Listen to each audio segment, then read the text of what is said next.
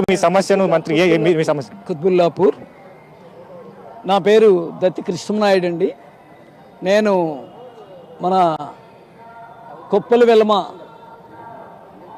వెల్లమ సంఘానికి నేను అధ్యక్షులుగా కొనసాగుతున్నానండి.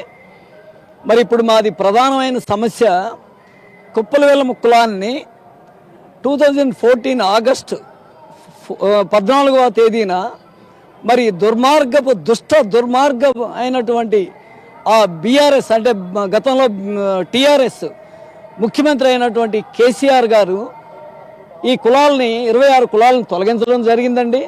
మరి ఈ 26 కులాలు తొలగించినప్పటి నుంచి మా పిల్లలు ఇటు విద్యాపరంగా అటు ఉద్యోగపరంగా ఎంతో నష్టపోతున్నారు.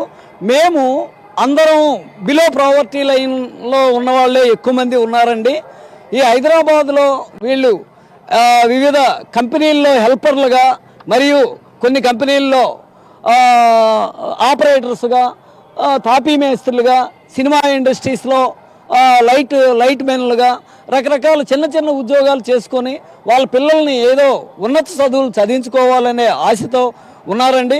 మరి గతంలో బీసీలో గత ముఖ్యమంత్రి కాంగ్రెస్లో ఉన్నటువంటి వైఎస్ రాజశేఖర రెడ్డి గారు ఎంతో పెద్ద మనసుతో ఫీజు రీఎంబర్స్మెంట్ అని మరి ఈ వెనుకబడిన కులాలకి అనేక సౌకర్యాలని కల్పించారండి. మరి అదే ఈరోజు మన గౌరవ ముఖ్యమంత్రి వర్యులు రేవంత్ రెడ్డి గారు మాకు ఎంతో ఆశలు కలిగాయండి. మేము తప్పనిసరిగా ఈ రేవంత్ రెడ్డి గారు ఆధ్వర్యంలో నడుస్తున్నటువంటి ఈ కాంగ్రెస్ ప్రభుత్వానికి మేము ఎల్లప్పుడూ అండదండలు ఇస్తూ ఉంటామండి. అదే నేపథ్యంలో ఇప్పుడు మేము ముఖ్యంగా చెప్పాల్సింది ఏంటంటే మరి ఆ బీఆర్ఎస్ గవర్నమెంటు మరి 26 కులాలని తొలగించినప్పటి నుంచి అబద్ధాలు చెబుతూనే ఉందండి. ఈ కార్పొరేషన్ ఎలక్షన్లు కానివ్వండి, మీ కులాలను మేము పరిశీలిస్తాం, చేరుస్తాం. ఈ ఎమ్మెల్యే ఎలక్షన్స్ కానివ్వండి, ఇలాగ మమ్మల్ని మభ్య పెడుతూనే ఉన్నారు. ఆయన సుపుత్రుడు కేటీఆర్ గారు ప్రతి సమావేశంలో ఆయన, ఎందుకంటే మన ఐటీ శాఖ మంత్రి, ఆయన అంతా సిటీతో కదా, ఆయన హైటెక్స్ అంతా, ఆయన హైటెక్ కదా, ఆయన ఫారిన్లో ఎక్కడెక్కడో చదివి వచ్చారు కదా, మరి ఆయన ఈ సిటీని ఎక్కడికో తీసుకెళ్తారు కదా. ఆయన ప్రతిసారి మీ పిల్లల గురించి మీరేమీ ఆలోచన చెందన అవసరం లేదు, నాన్నగారు పేదల పక్షపాతి, మిమ్మల్ని తప్పనిసరిగా మీ కులాలని చేరుస్తారు అని ప్రతిసారి అబద్ధం చెప్పడం. ఎన్నిక రావడం, గెలవడం, గెలిచిన తర్వాత తట్టబుట్ట సర్దుకోవడం. అసలు ఇప్పుడు మంత్రితో పొన్నం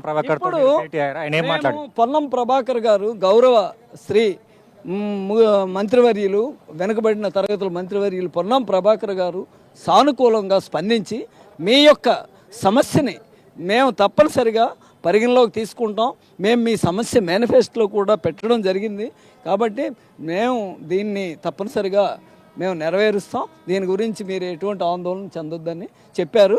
అందుకు మేము ఎన్నో కృతజ్ఞతలు, ధన్యవాదాలు. గత ప్రభుత్వం సంబంధించి మీరు కేటీఆర్ కావచ్చు, కేసీఆర్ కావచ్చు, ఇతర మంత్రులను కలిసిరా ఈ అంశంపై? ఈ అంశంపై ఎన్నోసార్లు మంత్రుల్ని కలవడం జరిగింది. డైరెక్ట్గా కేటీఆర్ గారినే కలవడం జరిగింది, మన హరీష్ రావు గారిని కలవడం జరిగింది.